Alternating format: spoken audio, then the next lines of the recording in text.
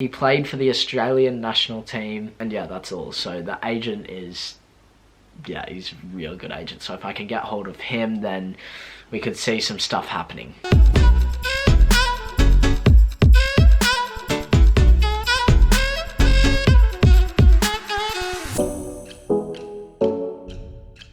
Yo, what's going on, Team Tweety? I hope you're all super well. Today, yeah, it's already night time. I'm not feeling the best at all. If you follow me on Instagram or Snapchat, you would have known that the reason hashtag Ask Tweety hasn't been posted this week at all is because I'm not feeling that great. Last night, I went to bed and I felt like I was 100 degrees. My head was hot, my body was hot. I was coughing, I have a bad nose, everything, it's just out of whack. And so we were supposed to have training this morning, but I didn't go to that. I decided it was better for me to miss that training and give myself a better opportunity to recover, have some more sleep, and then increase the possibility of playing the match on Saturday, because that's the most important thing right now. I need to be getting minutes into my legs. And man, there were so many times where I'd be sick at school and I would actually miss a school day to make sure that I could train at night, and especially like if it was late in the week, like a Friday, I would miss the Friday to make sure I could train in the afternoon so that then I can be ready for the match on Saturday. So Dad, I know you're watching, thank you for letting me have days off. I might have exploited it a little bit, but you know, I knew what I wanted to do in life, and that's football. And I know not everyone's parents are like that. I was just very fortunate. So I want to use today's video to actually give you guys an update on all of my opportunities, because I think looking back at my recent videos,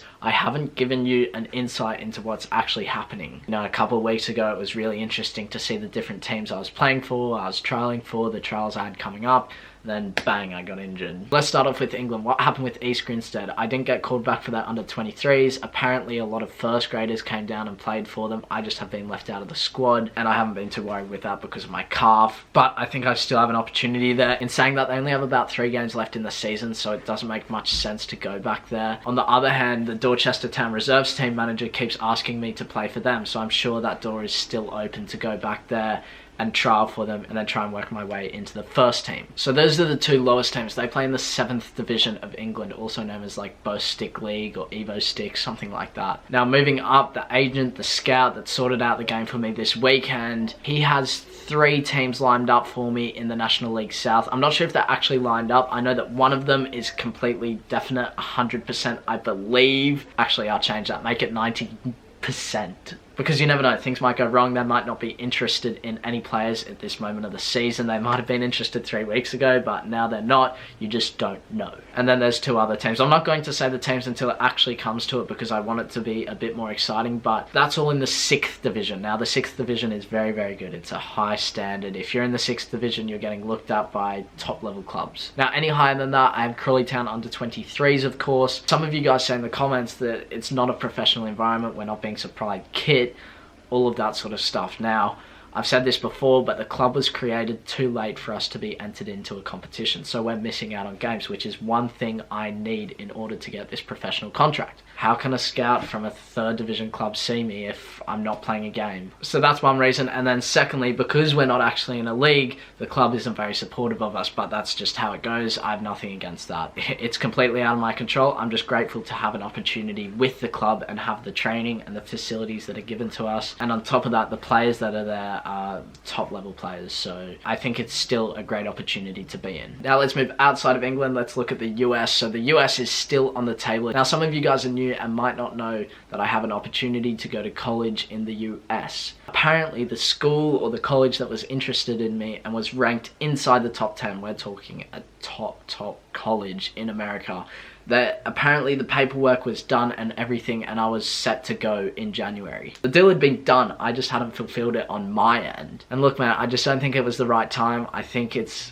I still want to push out to the end of this season, see what happens in pre-season, and we might go from there. I'm not sure yet. But it's definitely still on the table because it's a decent opportunity. There's something there. It's a professional environment with some very good players. It's just that there's a few drawbacks that I see in it that weigh it down a little bit. So that's definitely still on the cards. I don't know if that school is still interested in me. I assume, but things change. They might have found another player who's super keen to go. You just don't know. Outside of the US and England, that's where it gets a little bit more not much there. Some of you guys talk to me. One of my close friends from Australia, oh, not so much close, but a friend from Australia who played in the same team at Manly, He said there may be an opportunity to go to Poland in the summer. I don't even know where Poland is in relation to England. Spain's obviously still on the cards. If I wanted to go back there, I could immediately. Some of you guys have forwarded contacts from Sweden and Denmark, and that's about it for Europe. In Australia, there's been nothing. I haven't followed anyone up there because it's about 2 months and 3 weeks until I go back, so it's just way too far to start discussing anything with anyone there. So that's basically all the clubs, all the nations. Now the agents and scouts that I've been speaking to, obviously if you guys watched yesterday's video, you would have seen that there's a top agent that I'm looking to get in contact with. I'm going to give a little bit more away. He played for the Australian national team, and yeah, that's all. So the agent is,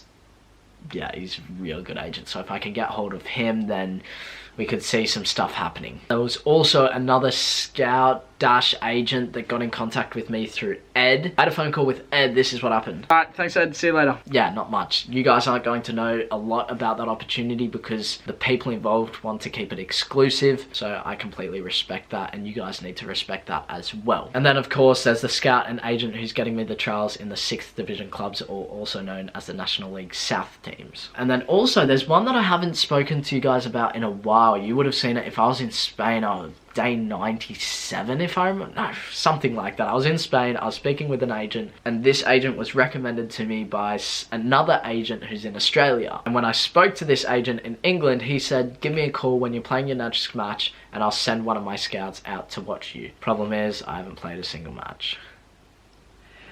Dear God. So who knows what could happen there. I have a few contacts that I can push. I just need to wait for the right time, and it should be in a couple weeks when if I could just find a team to start playing, things are going to happen. I'm confident about that. So we'll see. I think it's going to be exciting times ahead over the next couple of weeks, but I have no idea where this vlog's going to take us. It's pretty late. I might see what Jay's doing, but I don't know. See where we end up next. Look at this getup. The champions. Socks as well. And the flip-flops. You know. Damn. So what's that team? Who's that? Buckley Town. Who are they? North Wales. They were in league, second league last year. Second League of Wales? Yeah. And what are they in now? Third league. Right. And is that the team that you played for in Wales? Yeah. Were they good? Yeah, they're alright. I only played the last 7 games of the season, so... Did you just start the games, or did you just, like, bench warm? I think on the bench. Oh, bench warmer. Yeah. Did you get paid? Yeah. It's decent. Jeez. Yeah. Wait, weren't you travelling from, like, Manchester to Wales or something? How far was that? We get into Wales. How far was that? Like 2-3 hours. Oh my goodness. Pizza, dude. Oh, well, enjoy that. I think I'm going to have pizza tomorrow. I love pizza, man, but... See Jay. Alright, Jay's back. Give us a gaze also what you got, mate. Oh, wait, what is it? So that's some reduced fat cheese on there, barbecue sauce, and tandoori chicken, mate. They burnt it a little. Don't know if you realised. It's alright. Should be right. They burnt it. Should be upwards, mate. They burnt it. Yeah. Awkward.